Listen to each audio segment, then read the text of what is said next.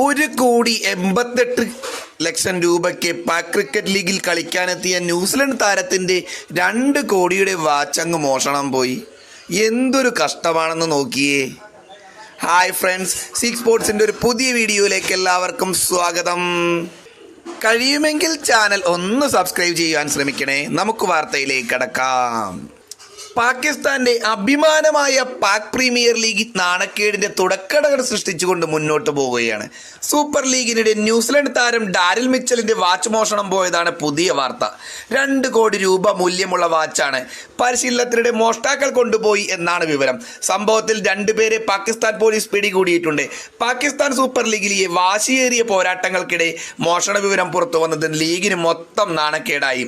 ₹1,88,00,000 Daryl Mitchell Lahore Qalandars team PSL സ്വന്തമാക്കിയത്. IPL താരലേലത്തിൽ വിറ്റുപോകാത്തതിനെ തുടർന്നാണ് താരം പാക് ലീഗിലേക്ക് പോയത്.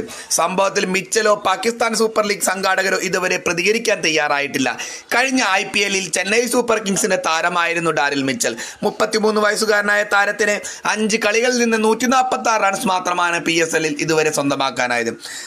ഏതായാലും നാണക്കേടിന്റെ തുടക്കതകൾ സമ്മാനിച്ച് PSL മുന്നോട്ട് പോയിട്ടുണ്ടിരിക്കുമ്പോൾ കഴിയുമെങ്കിൽ ചാനൽ ഒന്നുകൂടി സബ്സ്ക്രൈബ് ചെയ്യുക. സമയമില്ലാത്തതിനാലാണ് വോയിസ് ഓവർ വീഡിയോ ചെയ്തത്. ഇത്രയും വാർത്തയോട് നിങ്ങൾ കമൻറ്റ് ചെയ്ത് പ്രതികരിക്കുക. Okay, by.